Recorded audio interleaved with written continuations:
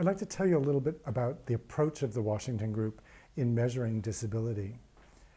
From the very beginning, we decided that we needed a framework to build our modules on, and we chose the International Classification of Functioning Disability and Health, the ICF, that was developed by the WHO at around the same time that we began, 2001. And that approach to disability focuses on what we call the social model of disability rather than the medical model. The medical model finds disability within the person. Really, it's about impairments and things that happen to a person's body and their structure. But the social model removes it from the body and puts it outside in the environment. So it's not really on the person that disability is focused, but it's more on the environment. What is it that is in the environment that makes it difficult for somebody to participate? So what we're focusing on is difficulties in basic activities that in an unaccommodating environment make it difficult to participate.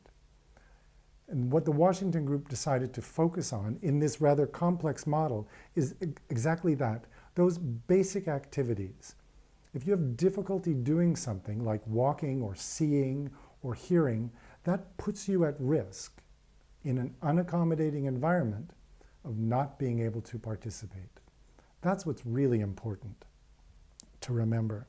As I said earlier, disability is complex, so we have to focus on one part of this model to guide us in collecting the information we need to capture more about the model. At the end of the day, we want to know about participation. That's what's important.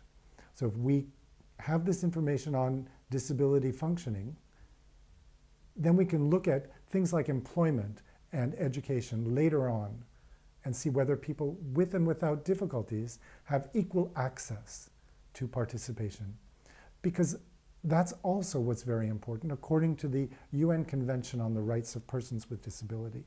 They set out very clearly that equalization of opportunity is one of the key goals of the convention.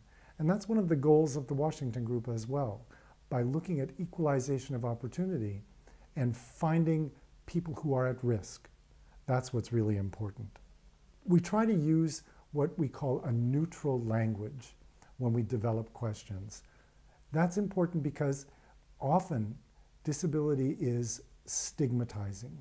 If you go to somebody's house in a survey or a census and ask about disability or ask about things like blindness or mental retardation, people might choose not to offer that information. They might choose to deny because of the stigma that's attached. So if you look at the questions that we've developed, we don't use the term disability at all. We ask about difficulty. Do you have difficulty walking or climbing stairs? Do you have difficulty with self-care, like washing all over or dressing?